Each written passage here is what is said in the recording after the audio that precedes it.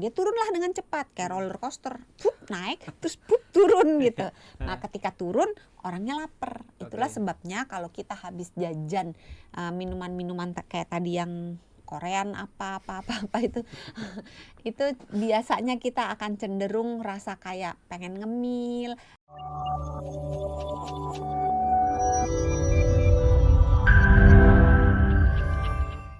Kita lagi bahas soal susu, tapi on another level. Kita bahasnya susu kekinian yang viral nih ya. Kita absen dulu, Dok. Mungkin Doksan belum begitu ngeh apa aja yang lagi viral ya.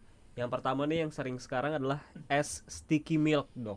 Aku pikir bolu ketan itu yang lagi viral Enggak. lainnya. Sticky milk tuh ini dari Thailand ceritanya. Jadi itu tuh susu bubuk biasanya, terus dicampur kental manis, terus dikasih full cream juga. Nah itu sticky milk. Biasanya ada mango, ada campuran mangonya juga sih. Cairan gitu bentuknya. Ada juga Korean strawberry cheese milk. Beuh, apalagi tuh. Dokter Santi nggak suka minuman manis jadi agak Ini tuh apa susu, itu? ini susu, terus pakai selai strawberry asli sama krim keju biasanya. Makanya namanya cheese milk loh. Terus udah gitu ada juga yang populer nih matcha cream cheese. Tuh, itu minuman matcha terus dikasih susu, dikasih topping-topping lain-lain lah, ya kan. Ada juga brown sugar boba fresh milk, tahu ya, susu dicampur boba. Ya, sama yang paling masih jadi favorit itu ya es kopi susu itu tadi ya. Gimana setelah mengabsen tadi, Doksa mendengar nama-nama aneh itu? Kayaknya nama-nama aneh itu dari mendengar ingredientnya aja itu udah itu gulanya astaga. Ingat ya, bukan nggak boleh. Tapi tergantung orangnya, kamu butuh atau tidak. Kalau misalnya kerjaannya kayak Mas Sony, cuman duduk, nggak banyak gerak gitu, terus nggak pernah olahraga, itu kalorinya nanti dibakarnya lewat apa? Tapi kan masalahnya kita kan punya batasan harian gula ya, Dok ya. 50 gram 50 gram per 24 jam. Itu bukan anjuran ya, tapi batasan yang dianggap masih aman lah. Nah, 50 gram untuk semua panganan yang kita masukkan ke mulut, makanan dan minuman. Sementara tadi kan yang saya sebutkan susu dicampur kental manis, dicampur boba, dicampur apa itu udah berapa tuh kan? Itu bisa rata-ratanya berapa kalau dokter taksir? Yang tadi yang saya sebutkan misalkan 40 gram. Serius? Dalam satu kemasan gitu? Rata-rata minuman kekinian itu antara 25 sampai 45 gram. Gulanya. Paling kecil 25. Satu gelas, iya. 25 gram aja udah makan setengahnya dari batas aman harian. Belum lagi nanti kalau jajan bakso gitu kan, pakai saus tomat 1 sendok, saus sambal 1 sendok. Itu 1 sendok saus itu gulanya kira-kira 3/4 sendok teh. Wah. Itu kira-kira 3 gram, 3 sampai 3,5 gram. Jadi kalau 1 sendok saus tomat, 1 sendok saus sambal udah sekitar 3,5 kali 2 udah 7 gram. Wah, ini tinggi nih, harus diturunkan. Maka dikirimkan insulin. Insulin yang dikirim harus banyak untuk merespon si gulanya yang banyak. Nah, karena insulinnya banyak, maka gulanya itu akan diturunkan dengan cepat. Nah, dia turunlah dengan cepat kayak roller coaster, naik terus turun gitu. Nah ketika turun orangnya lapar. Itulah sebabnya kalau kita habis jajan minuman-minuman kayak tadi yang Korean apa itu itu biasanya kita akan cenderung rasa kayak pengen ngemil, rasa lapar gitu, kira-kira 1 jam atau 1,5 jam, 2 jam sesudah itu. Oke, jadi yang dimaksud sugar crash itu adalah bisa memicu kita gulanya naik, terus gulanya ngedrop, terus akibatnya kita jadi lapar lagi, nggak kelar-kelar jadi kayak di ayun-ayun, jadinya kayak ngerasanya aduh perut kosong nih, mau makan lagi, minum lagi nih, gula lagi masuk ya kan. Wah, ini dengar 20 gram aja udah serem nih ya, Dok ya. Tapi kalau ini kalau kata Dokter Santi waktu itu pernah bilang minuman rekreasional. Iya. Ya kan, artinya boleh diminum. Kita boleh, bukan yang nggak boleh diminum, boleh, tapi atau sebagai minuman rekreasional. Emang apa sih itu minuman rekreasional? Minuman yang kalau kita rekreasi kan nggak tiap hari. Kecuali kalau punya banyak duit ya. Yang iya bisa sih. keluar negeri terus ya gitu. Susah juga nih ngomong sama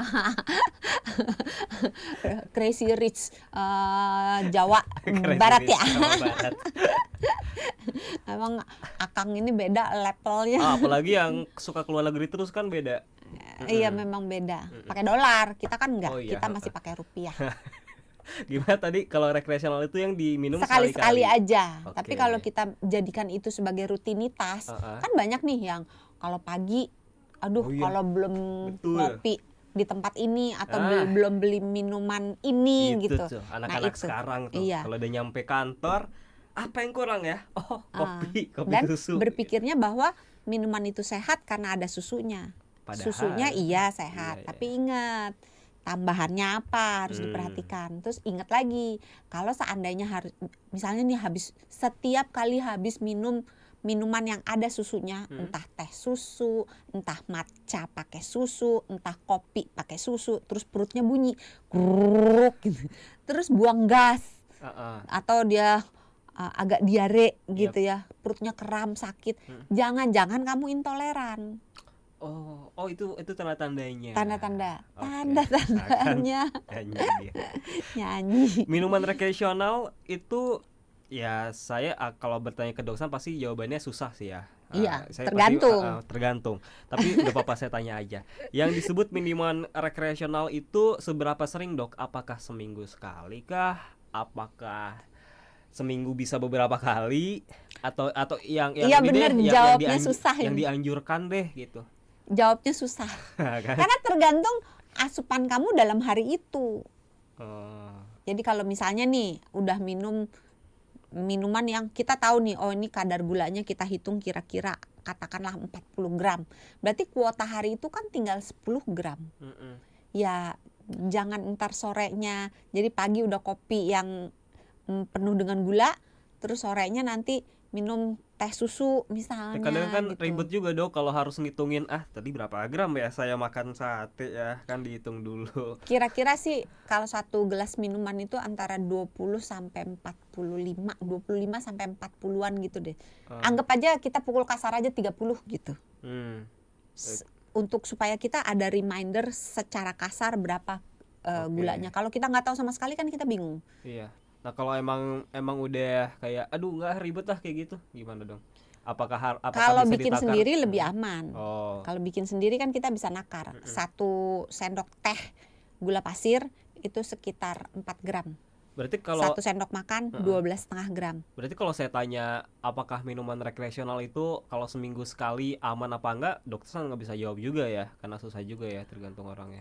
Tergantung pola makannya dia dan tergantung makannya. Aktivitasnya dan tergantung kondisi tubuhnya. Kalau dia sehat nggak ada gula Iya, misalnya, nggak ada apa-apa lah nggak ya. ada diabetes, nggak ada penyakit apa-apa, ya mungkin masih aman seminggu, katakan sekali 2 kali gitu.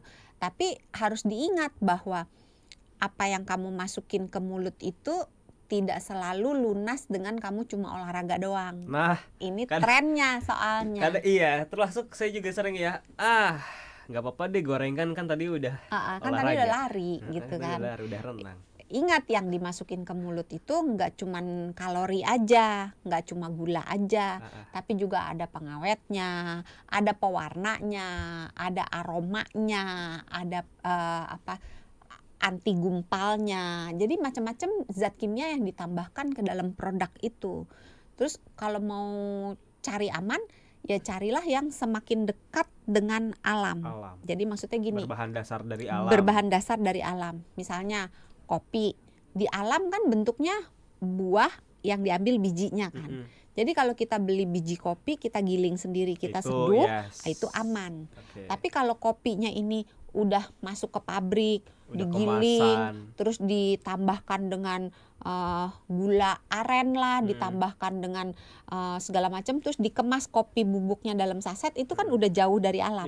Ya kan? Karena dia masuk ke pabrik dulu. Nah, benda-benda yang seperti itu rekreasional sekali-sekali doang dimakan nggak apa-apa. Karena ingat ketika dia masuk pabrik, pasti pabrik nggak mau rugi, pasti dibuat supaya produknya itu enak dengan menambahkan berbagai macam entah pewarna, flavor, anti gumpal biar nggak cepat rusak, anti tengik dan seterusnya. Jadi makin dekat dengan alam semakin baik. Oke.